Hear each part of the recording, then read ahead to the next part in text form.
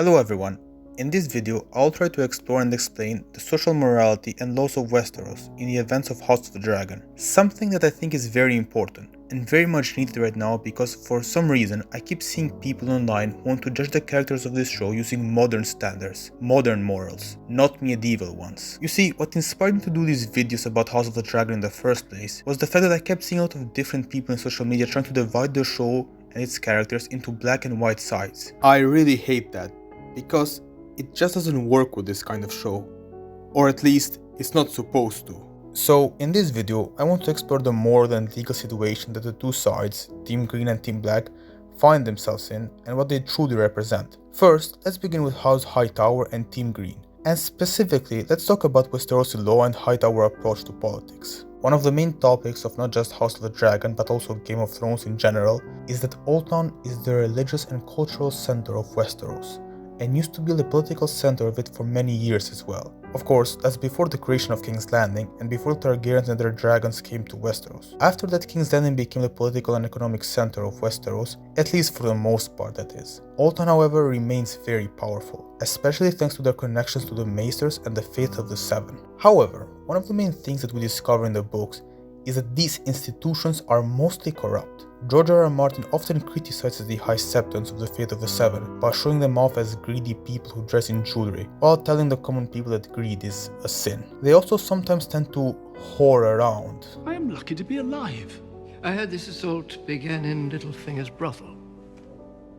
High Septon, this is a rather shocking thing to hear. I tend to both the highest born and the lowliest amongst us. Even prostitutes may earn the mercy of the mother. So you were ministering to the needs of these devout prostitutes? A man's private affairs ought to stay private. Yeah, and the Maesters who are supposed to be apolitical are not. We clearly see this in the example of Maester Pycelle, who is clearly loyal to Tywin Lannister, because he idolizes him. There is also a theory that the Maesters conspired against the Targaryens and poisoned the last living dragons, but I won't delve into that theory, because I don't really like it or believe it. Anyway, just like the Maesters and the Faith, House Hightower is a powerful and ancient entity that's been around for thousands of years, and we could consider it to be one of the main pillars of Westeros. While the Hightowers do for the most part respect the laws of Westeros and present themselves as a symbol of justice during the Dance of the Dragons, they are very good at scheming behind closed doors. So let's talk about House Hightower, their corruption and nepotism. So the Hightowers are pretty good at governing, at least they seem to be in times of peace, when ruling is easy that is. They are also very obsessed with controlling their image. They must always look good, righteous, virtuous, a symbol of justice for Westeros society, etc, etc. However, this is mostly a lie. We see this in episode 9. Sure, Aegon's coronation looks good, well, until it doesn't that is, but the lead up to that was followed by a fucking goose chase around the city. The brothels, the fucking fighting pits, shit. Yeah, it's pretty scummy. The point is that behind the facade of righteousness, the show is clearly telling us that Hightower politics are corrupt. Even the most sympathetic Hightower, Alicent, is willing to promote violent, uncontrollable murderers like Sir Criston Cole, just because he's loyal to her? Are you sure this guy's the best man for the job? Hell, scratch that, are you sure he's even suited for this kind of stuff? A man who can't control himself and his violent tendencies can hardly control those of other men, let alone lead them as a commander. Alicent promoting him to Lord Commander after he killed Lyman Beesbury is nepotism at its finest, and she is also willing to protect, empower and collaborate with a kinslayer. Kinslaying, by the way, is the greatest sin anyone in the world of Westeros can commit. So yeah, so much for your religious beliefs, Alicent. Oh well, she took from her father, I guess. So yeah, the Hightower righteousness is a lie. And to quote my favorite Dark Souls character, and no matter how tender, how exquisite, a lie will remain a lie. Rhaenyra calls this hiding under a cloak of righteousness, but that's not all there is to it. This is Westeros we're talking about here. All sides commit crimes and atrocities and lie and cheat behind the scenes to get what they want. However, the Hightowers fail to understand that by doing so they are creating a corrupt system of governance that will easily collapse under enough pressure. By that I mean war.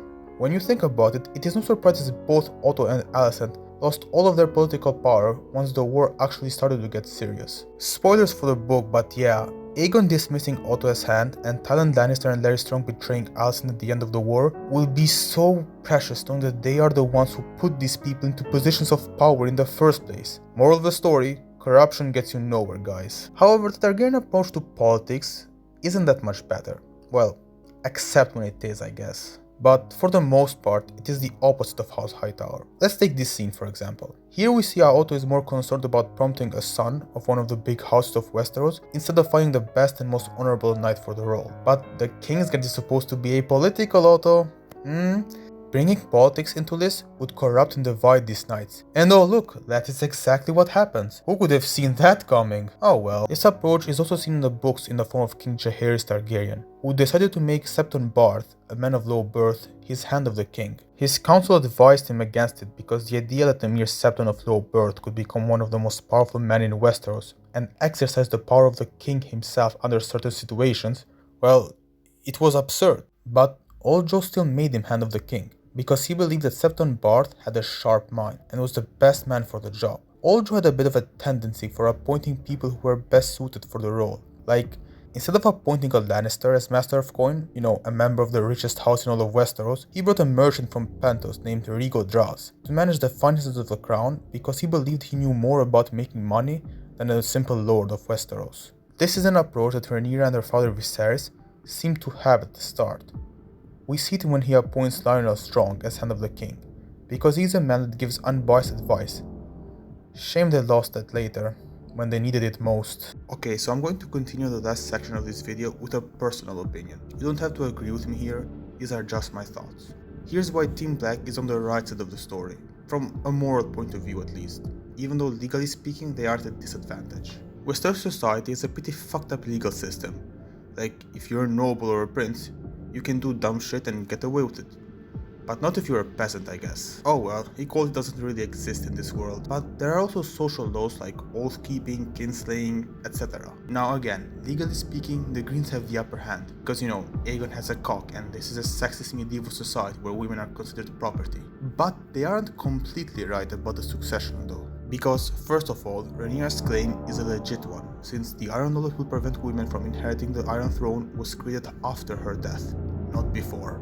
However, legally speaking, they are mostly right, due to the fact that Rhaenyra's first 3 sons and heirs are all bastards, which would create all sorts of problems in a future succession, especially because she refuses to even admit it, let alone legitimize them. All of this being said, being legally right doesn't mean that one is morally right. This was one of the big points of episode 9, that Aegon's coronation looked so good, but was preceded by corruption, political scheming, and intrigue. Corruption in politics is true for any time period. I think one of the reasons why we love outlaws in popular culture so much, from Robin Hood to pirates like Blackbeard or fucking Captain Jack Sparrow, to vigilantes like Zorro, to modern Dark Knights like Batman, is the fact that these are mostly good people who act outside the law to restore justice where justice doesn't have a reach, or to oppose the cruel laws that the politicians of their time enact and enforce. Here's an example.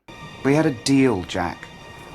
I contracted you to deliver cargo on my behalf. You chose to liberate it. People aren't cargo, mate. Honestly, it is a shame that Disney decided to delete this scene, because it meant so much for Jack Sparrow's character. Like, yeah, he became a pirate, an outlaw, first by opposing the corrupt laws of the British Empire at the time. He rebelled against the injustice that benefited the wealthy and powerful elites. Now look, Rhaenyra is not a feminist. I swear to God, if I see someone refer to Rhaenyra as a feminist one more time, I'll lose my shit. I literally made a video about it where I compared to Daenerys too, so go check that out. The link will be in the comment section down below. But anyway, Rhaenyra is not a feminist, or a revolutionary. But she might still be a good thing for Westeros, because her rise to power could destabilize the current corrupt system that rules the society. To make my point where I think Team Black is morally superior to Team Green, I want to give this example. So, spoilers for the book Fire and Blood and potential ending of House of the Dragon. All the men that betrayed the oaths that they swore to Rhaenyra on both the old gods and the new died during the war. This is why I believe the first episode of the show specifically showed us these 3 men swearing their oaths. Jason Lannister is killed by a crossbow, Hobart Hightower poisons himself to kill some other guy, for a good reason actually, but still, kinda dumb. And Boros Baratheon, who betrayed the oath swore by his father, stubbornly dies in a battle against the armies of the Riverlands and the North, led by men who decided to keep their oaths and continue fighting even after Rhaenyra died. That's true loyalty and honor right there. The funny thing is, these men are the ones who get to go back home after the war ends, and their houses were the ones that were least affected by the war. In my personal opinion, the moral of the story shows that things like oath keeping, honor, loyalty and determination to do what is right instead of what is easy are good things. And the fact that the Green Court ends with corruption, betrayal, and cowardice is just so perfect and so well deserved. Overall, the problem with the Greens, in my opinion, is that they are partly driven by, well, greed. Get it? But yeah, the color green is not just a symbol of nature and growth and fertility, but also of greed and, money. Of course, that's not all there is to their coup, but it is an important element, and that's how the show and the book treats them. So I think it makes sense that George R. R. Martin represents the Greens as legally righteous but morally corrupt. Because, let's face it, politics and politicians in general are often very corrupt, and in my personal opinion, House Hightower is a perfect representation of Westerosi politics, religion, and culture, because they've historically had such a large influence over the continent. So in conclusion, these two sides have a very different approach to politics. The Greens are legally justified in their actions, however I personally believe that Team Black is slightly better than Team Green, at least morally speaking. But of course, opinions about this might change in the future, because of the characters' actions. Like Aemon committing a war crime by killing Luke and Daemon, well, fuck. Anyway, thank you for watching everyone. Please, feel free to share your thoughts and opinions in the comments section down below. I enjoy reading other people's comments and I'll try to answer as best as I can. This will probably be my last House of the Dragon video for a while since I have a lot of work ahead of me, so yeah, I would appreciate if you could like and subscribe to the channel, it really helps out a lot. Thank you for watching as always, and goodbye.